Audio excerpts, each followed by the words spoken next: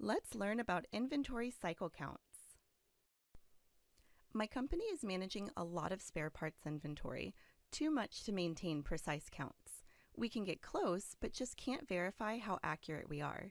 It's very difficult to know the variance between the counts for what we have on the shelf and what we have in Impulse. Impulse's new cycle counts feature will help us monitor our variance and improve our inventory accuracy. Under our inventory menu, I now see this record area labeled Cycle Count Records. To create a new cycle count, I'll click the Add icon. I'm going to give this cycle count a description of monthly count.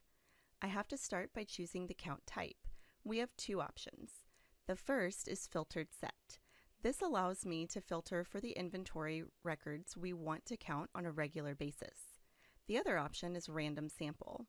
Random Sample allows me to choose constant population or diminished population, then I would choose how many items to count.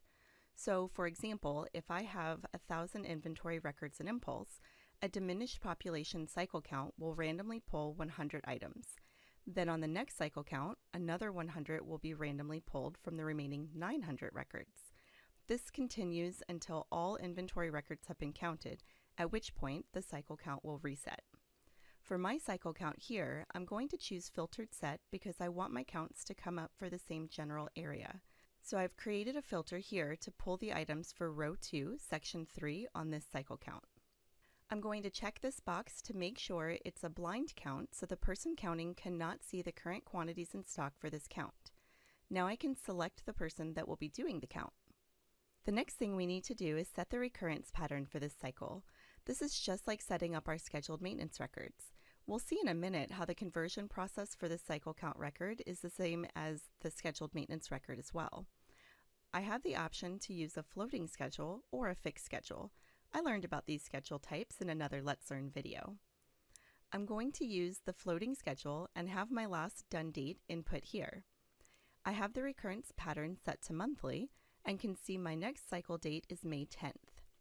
Now that I have my cycle count configured, this count will need to be either manually or automatically converted to a work order, so we have that history for this count. I'm choosing to manually convert it. To do so, I'm going to go to the main menu, Scheduled Maintenance, Open Scheduled Maintenance, and I'll choose Cycle Count Records Only in the Record Type field. I'll select my cycle count and click Convert to Work Order. Yes, I want to convert. Yes, I want to view the work order. On the work order, I'm going to navigate to the Cycle Count section, put it in edit mode, and enter the quantity counted. Once I'm done, I will enter the done date on the financial section, save, and close this work order. This prompt is letting me know that Impulse has found a difference between my count and my recorded quantity in stock, and is going to update my quantity in stock for me.